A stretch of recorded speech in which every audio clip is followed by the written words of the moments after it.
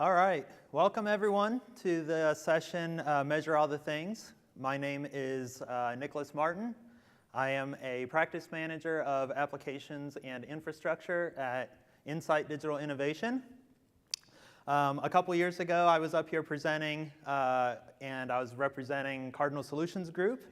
Just for awareness, last summer we were acquired by Insight, and at the start of this year, we merged with another consulting firm under Insight, and we became Digital Innovation. So we still basically do the same thing. We're a custom software consultancy, building solutions for clients. The only thing is that now, being part of a global Fortune 500 company, we get to do things at a higher scale and more interesting types of projects.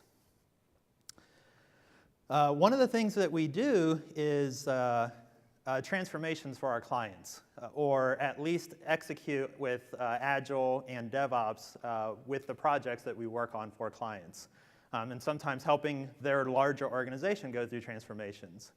But when we talk to people about DevOps, there are very often there's confusion about it, right? DevOps is an overloaded term in our industry at this point. So this presentation is going to make a lot more sense if you understand what I mean when I say DevOps. Very commonly, you talk to people about DevOps, and they immediately think automation, right? We have a CI/CD pipeline, ergo, we're doing DevOps. And that's certainly an important part of DevOps. Or maybe you're purchasing some kind of a particular tool set, like Chef or Puppet or Ansible, Terraform, whatever kind of your technology of choice is. We're doing DevOps. And yeah, again, important part of DevOps. But for this presentation, I'm taking kind of a broader view or a broader definition of DevOps, where DevOps is a culture, it's a mindset, it's a overall approach to how we solve problems as an organization.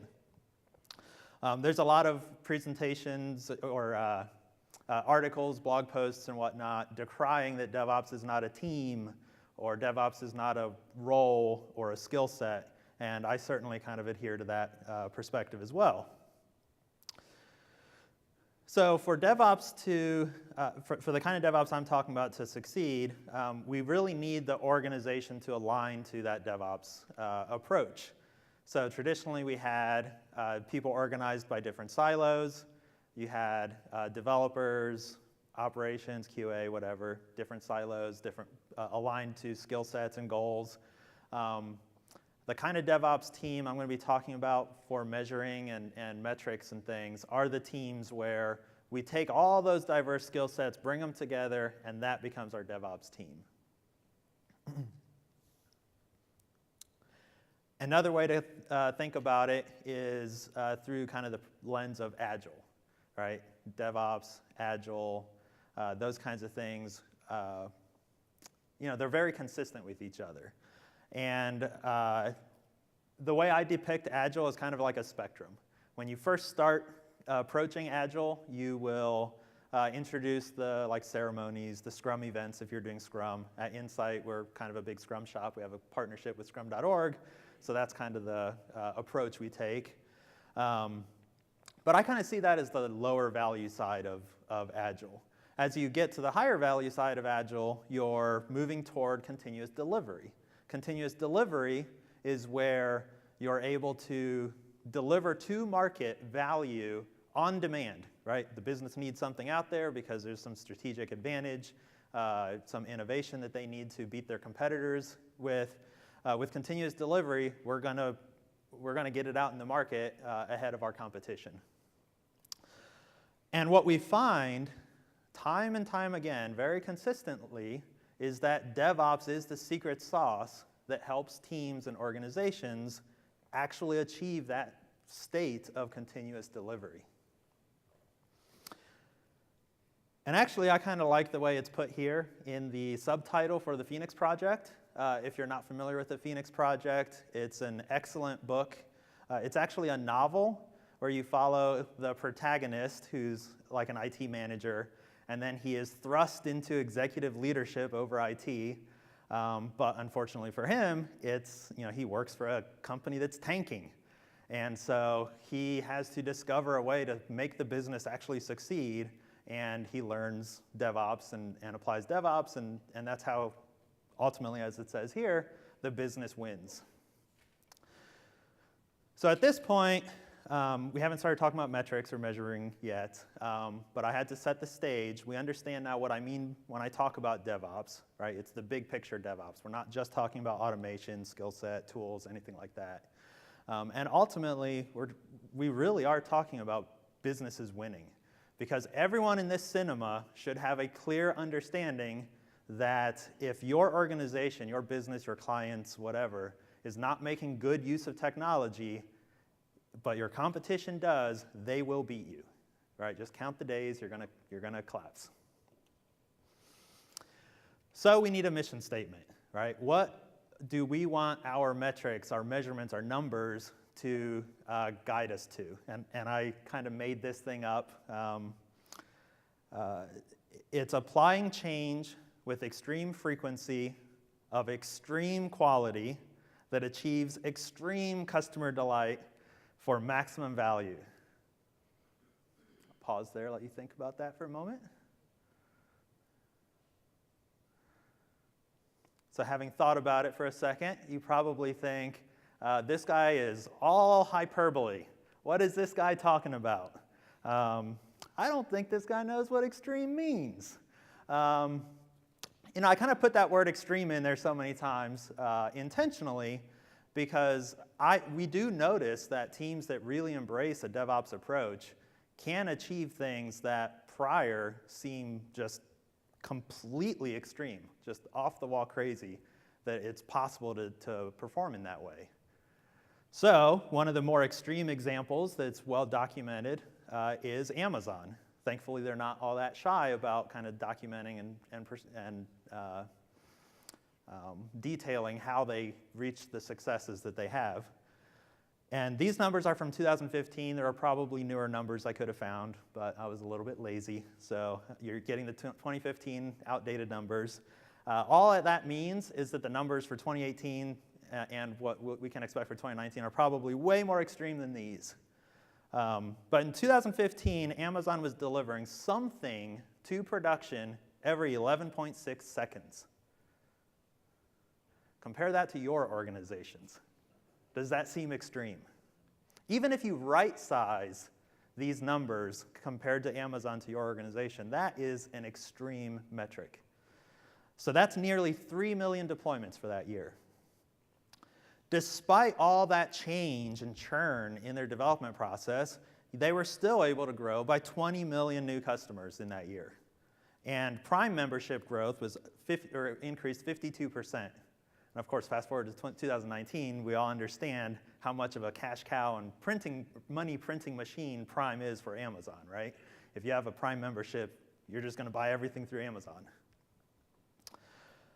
And despite nearly 3 million deploys to production and the potential chaos that could have created, they had an outage rate of only 0.001%. So that's 1 in 100,000 deployments had some kind of a failure to where that deployment failed.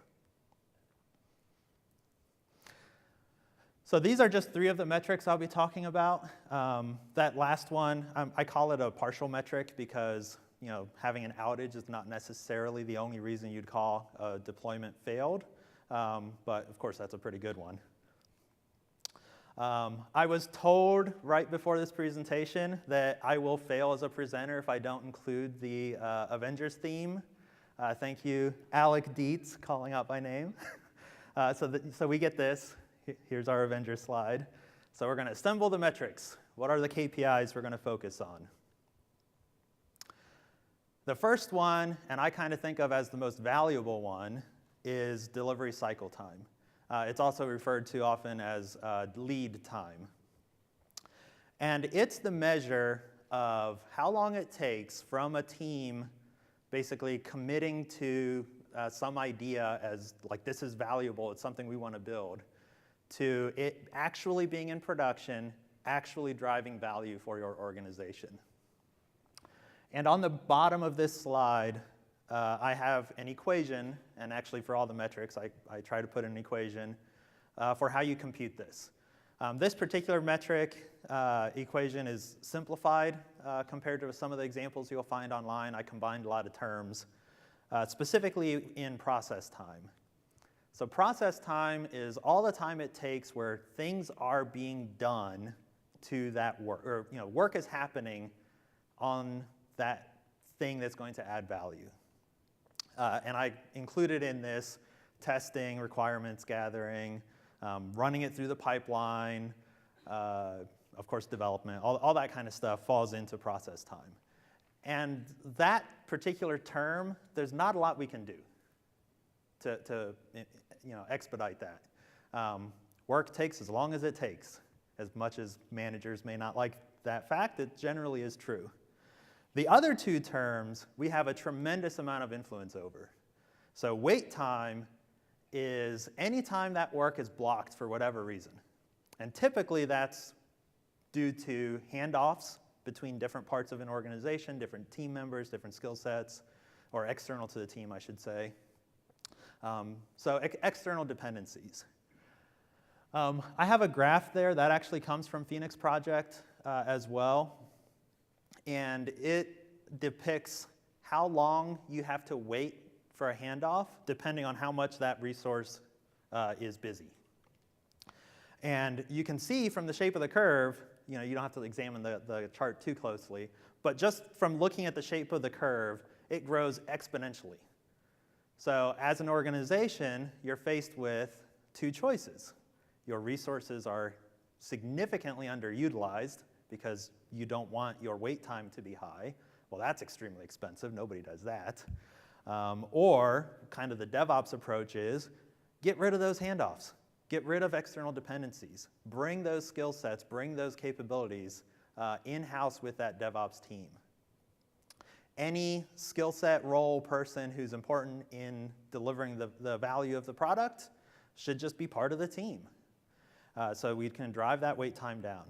Queue time is how long the work sits done, but not in production. Of course, we can influence that one by just saying, when the work is done, put it in production.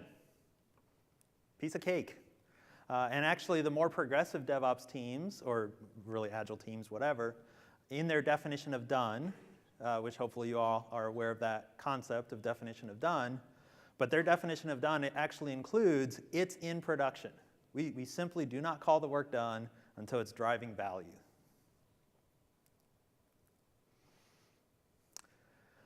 That takes us to deployment frequency, right? Over what period of time, how many deployments are we getting out the door? Similar to the last one, the impact from this metric is time to value. The more often we get value changes out the door, the quicker we're going to get value, presumably. But it's also driving risk reduction.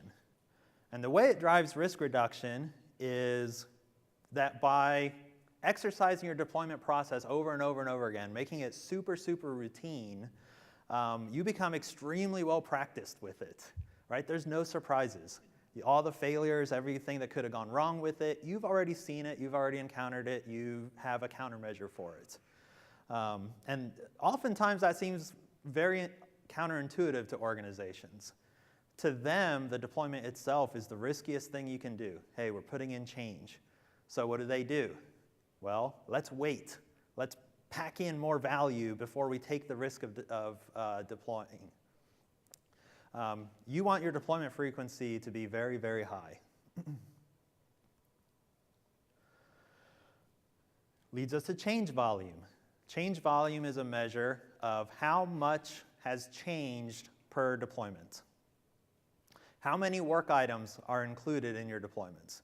You want your change volume to be very, very low. In fact, ideally, you want one change, one kind of logically organized piece of work to be included in each deployment. That is how you significantly reduce risk in your deployments. And I kind of like this comic and the caption that goes with it. It says, risk happens slowly at first, then all at once. Because if you're working toward a 6-month release, every little work item, task, activity you do over the course of those 6 months, each of them individually don't seem risky at all, right? Oh yeah, I totally understand what we have to do in our deployment to handle this change, or I know what to look out for if this particular change goes wrong. But 6 months worth of work all accumulated together, what person can keep all that in their head? Nobody. What team can? None. It's just too much change to try and understand and have a good handle on all at once. And so you go to production, and what happens? So often something goes wrong. So the controls here, just go into your planning, prepare your work assuming each change can go to production individually, independent of everything else. If you use Git for source control management, GitHub Flow might be a good option to look at. It's a kind of technical practice where their guidance is when you work a feature, you create a branch for that feature, and you actually deploy to production from your feature branch. And so that way you know for this particular deployment, it's just what I worked on in that particular branch.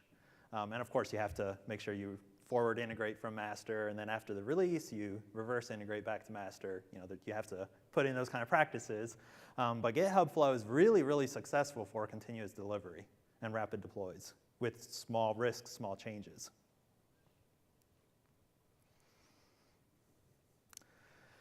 Mean time to recovery, that's a pretty critical one for risk reduction.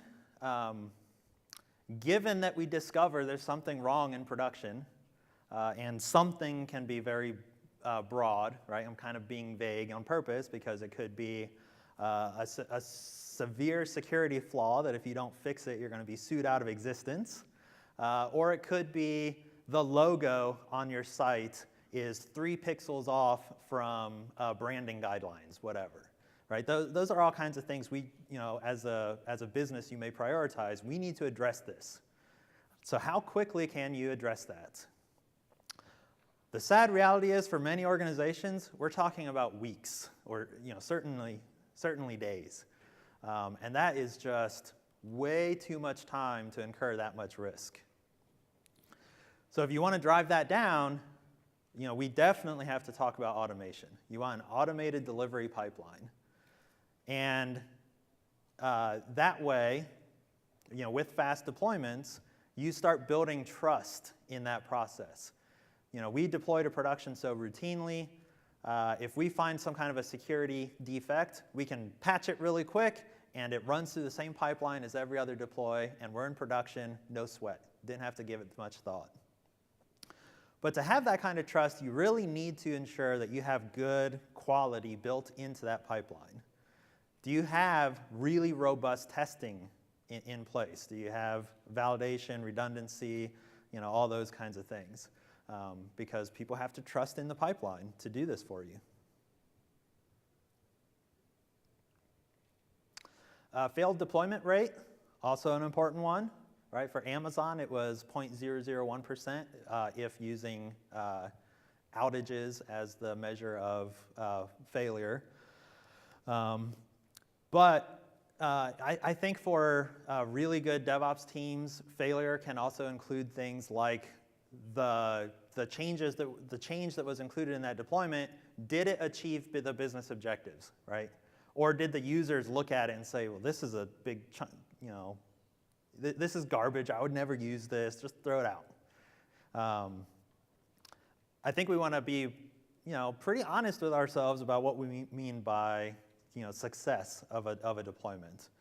But the deployment itself, you can minimize the risk of something going wrong there, again, by automation. So eliminate the human error, increase reliability and predictability, repeatability, and all that stuff through automation. But there are strategies around the deployment itself you can take to minimize the risk and make them more successful too, like blue-green deploys. You can do A/B testing to validate user acceptance before you get it out to all users, canary releases, things like that. Through those kinds of strategies, you can kind of dip your toe into production, test the waters, see how it works out, and if it's not what you need it to be, just back out of it before it actually becomes a failed deploy that drives a lot of negative impact.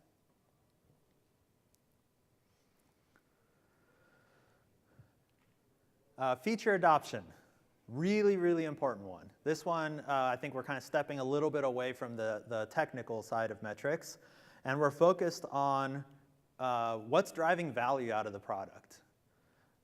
Do the users care about what we're releasing? Are they using what we're investing time and resources on building out?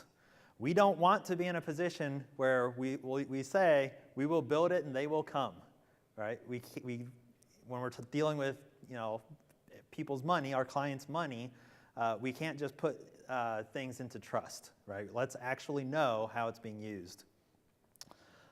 There's two ways to measure this one, I think. One is you can just simply sum up all the usages of the various features.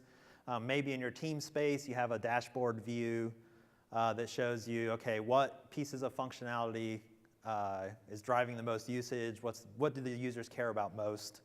But I think strategically it can be pretty important to compare actual usage against some kind of a target usage, right? What's the ratio of how much this feature set is being used versus how much it needs to be used to justify the expense we put into it.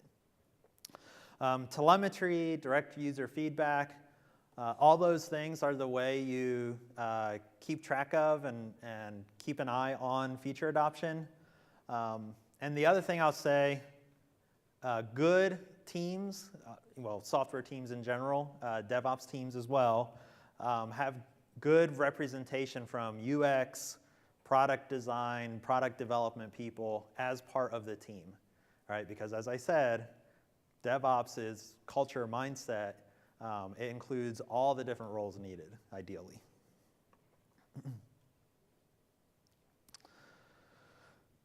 All right, last metric that I consider like KPIs for DevOps organizations is feature versus an issue investment. This is another kind of ratio metric. How much of our collective team's time is spent investing or dealing with issues? Unplanned work is the term a lot of DevOps people use for that. How much of our time is spent on unplanned work versus the overall cost and allocation of that team? You want that to be very low, right? Because you want the time and money and everything to be spent on adding value to the product, right? We need this product to drive these business objectives. Let's invest in that so we get a good return. So all the metrics I talked about kind of hint at and can inform quality and give you a good idea of how the product is doing from a quality perspective, but this one hits on it very, very directly. If 50% of your time is spent patching security, fixing usability defects, all those kinds of things, you're not able to invest in the value as much.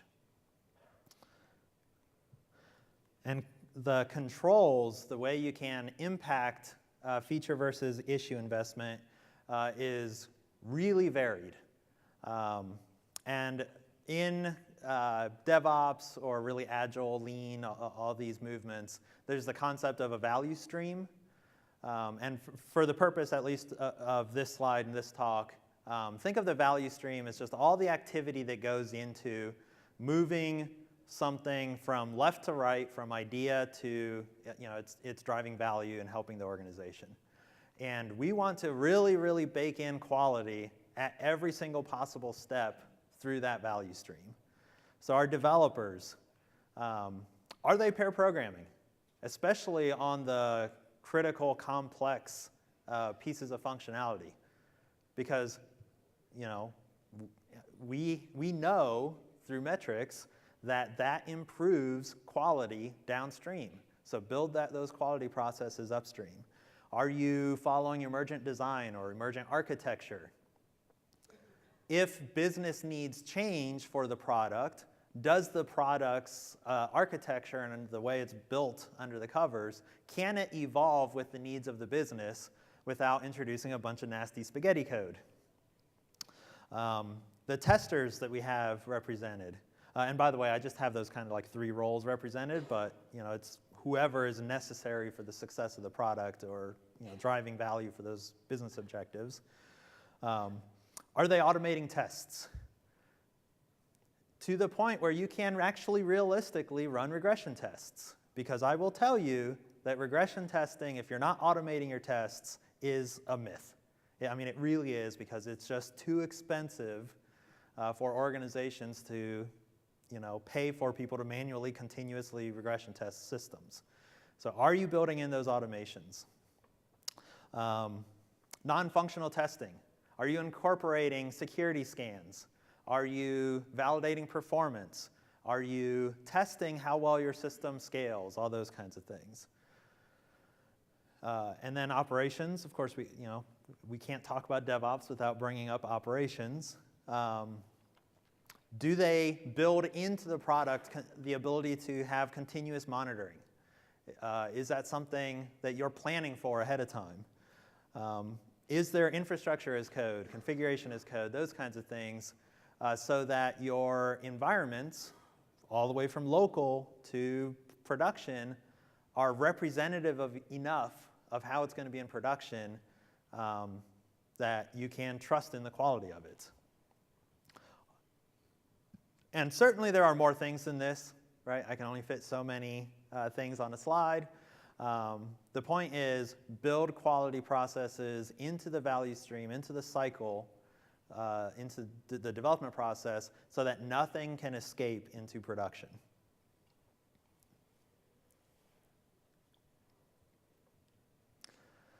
All right, so this is my summary slide for what I consider the kind of KPIs for DevOps teams.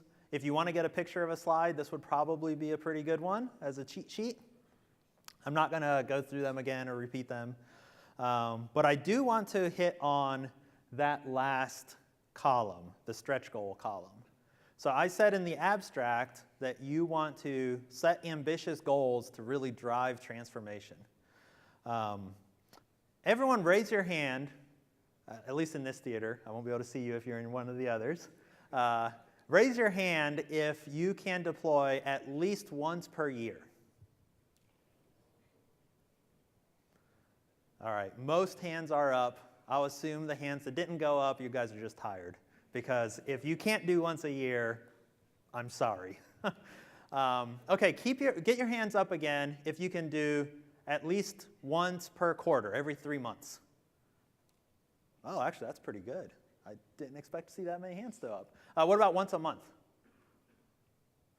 All right, we lost at least a good half there. Once a week. All right. Yeah, so definitely went down a lot there.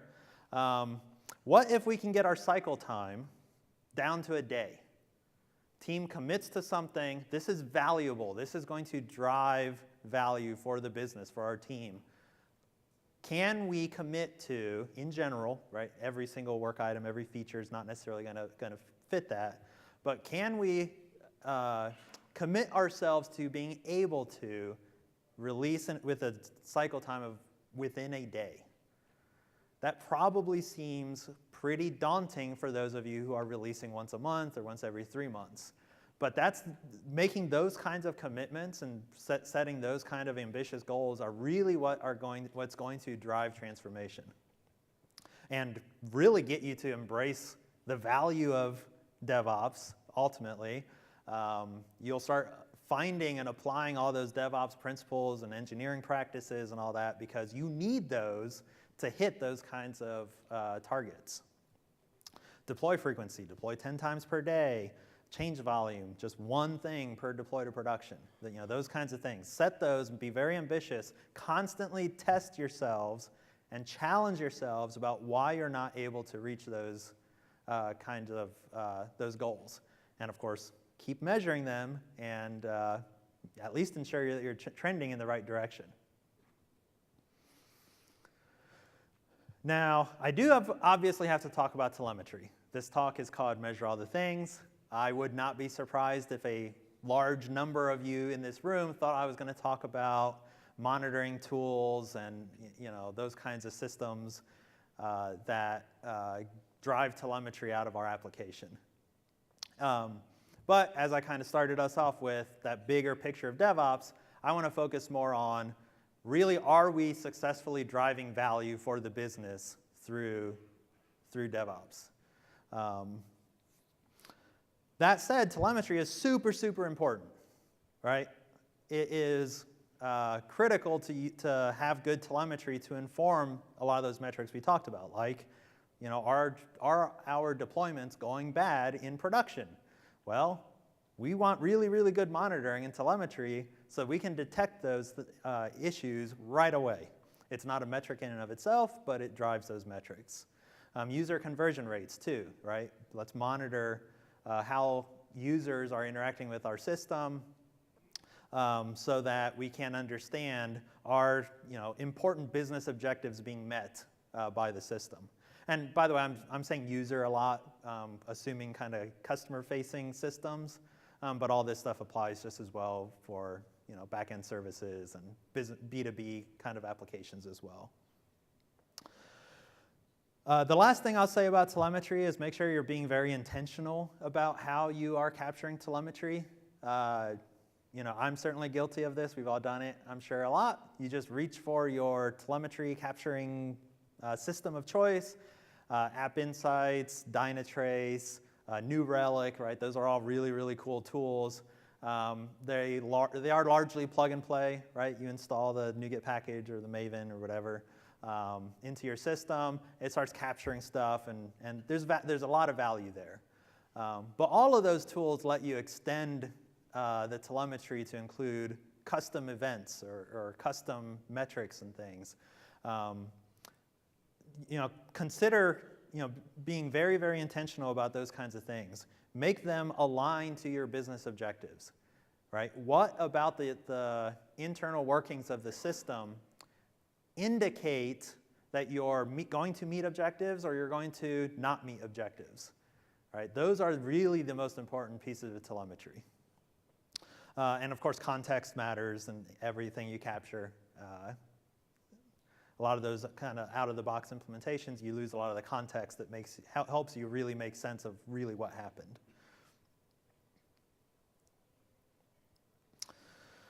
All right.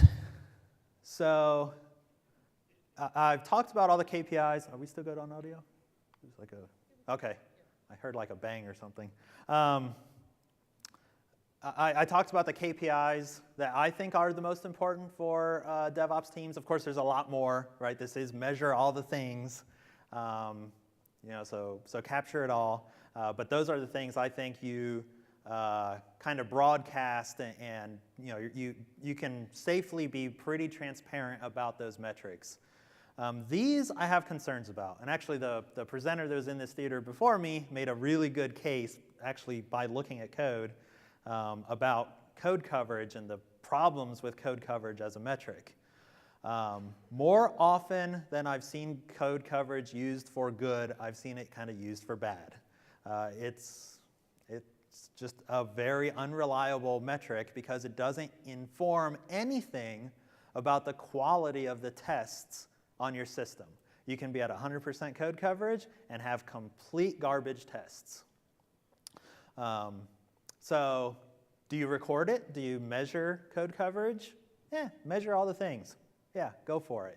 Just be careful about what kind of incentives you put behind that, and don't use it as a large, key driver of is a team succeeding? Are they performing well? Similar with test result failures. So this I'm talking about purely in the development cycle. I've seen organizations with really, really bad incentivizations, I think that's a word, around how they are measured for, like, as a developer, are the testers on my team finding defects in my code? Well, I kind of want them to, right? That's what they're there for. We want the testers to find problems before it goes to production. I should never feel like I'm going to be penalized or held accountable for those kinds of things. Again, maybe measure it. It might indicate some kind of a quality issue, but it's not a high-level KPI whatsoever. And then finally, the silo-specific metrics. Internally, we talk a lot about how what kind of metrics matter, what goes into a DevOps transformation. And so we often see metrics like security defects, security breaches, those kinds of things. Personally, if I'm looking at like kind of a cohesive DevOps organization, and I'm trying to gauge how they're performing, I'm going to group all those things together, right? If it's a security defect, or it's a branding defect, or it's a functionality defect, the point is something went wrong in the process, right? On the back end, yeah, we're going to capture all the metadata that describes the issue and all that kind of stuff. But for the high-level metrics that we kind of promote for the team, group all those things together. Because if you don't, if you record and measure as KPIs security defects versus requirements defects, then you're going to create silos again. You're going to reintroduce that wall of confusion between organizations where your security people are going to take ownership over their thing and be very concerned about how people interact with them and introduce things with them. And your wait times are going to go up, and all the kind of culture mishaps will kind of get reintroduced. So everybody owns success together, everyone owns failures together, regardless of where they come from. One thing that we say a lot with DevOps is that behavior follows organization, right? So as DevOps shops, merge your developers and your operations and everyone in between together. Well, so too do metrics. Metrics drive behavior. So be very cautious about how you use your metrics and how you may inadvertently be incentivizing behavior through them. Again, measure all the things, just understand how to use them. All right. I think that takes us to our last slide. And what I really wanted to do here is just revisit the mission statement I set out earlier. Do the metrics I laid out cover everything that I said we should? We're applying change with extreme frequency. Well, we definitely have metrics around deployment rate, cycle time. Are we getting value to market at a pace that is going to let us innovate fast enough to beat our competition, right? To be first to market consistently, right? Not just we got lucky on this one because we thought of it first, but we are consistently first to market. Of extreme quality, right? We're always keeping an eye on where are we investing our time? Are we dealing with defects and issues all the time? Or are we really able to focus on those things that are going to add value to the business? Customer delight, right? Keeping an eye on usages of the system. What do people care about? What do people not care about, right? You guys released this feature set. I would never want to use that. Let's learn from that through our metrics and then adjust as we need to in an agile way. And then, of course, maximum value. Hopefully everything I talked about aligns to that. So I said measure all the things. And to encompass all the things, I really do kind of value and appreciate these kind of higher level metrics, these really broad reaching KPIs that really tell us, are we succeeding as an organization applying DevOps? And all the things beneath that, yeah, measure all that stuff separately too, all your telemetry and everything. But everything ultimately rolls up to those higher level critical KPIs. And with that, I can take some questions. Yeah? I got a question from Slack. It's kind of a long one, so I'm going to try to sum it up. Okay. My company is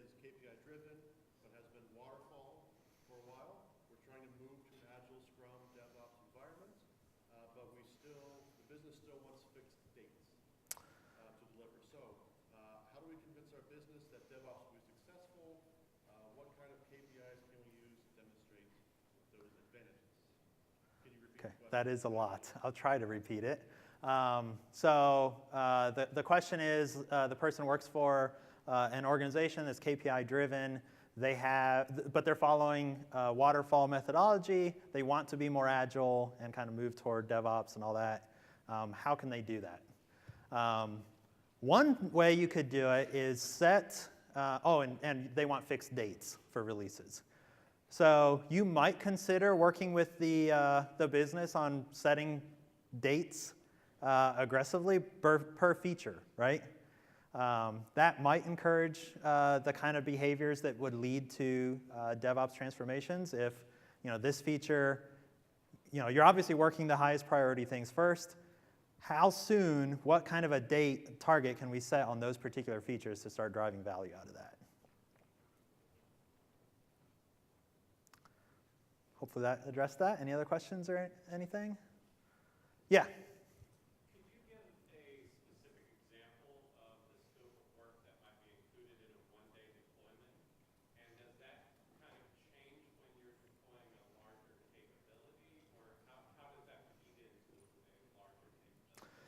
Yeah, so the question was, what's an example of something you could, I guess, realistically do within a day as far as having a deployment go to production?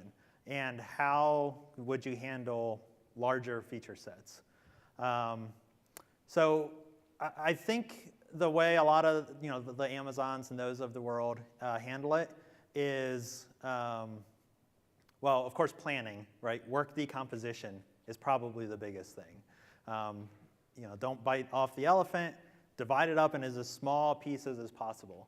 The other kind of insight is that you can have deployments that kind of prove or kind of set up or enable future work, and it's totally okay to release that, right? Even if it's not necessarily being used by anything, even just by running that through the pipeline, validating those changes that it's not going to break anything, releasing it out to production, and then through real-time monitoring, validating that it's not hurting anything, you just took a positive step toward the larger feature set. So yeah, things along those lines are what I would recommend. All right. Well, with that, I thank you all for attending. Thank you very much.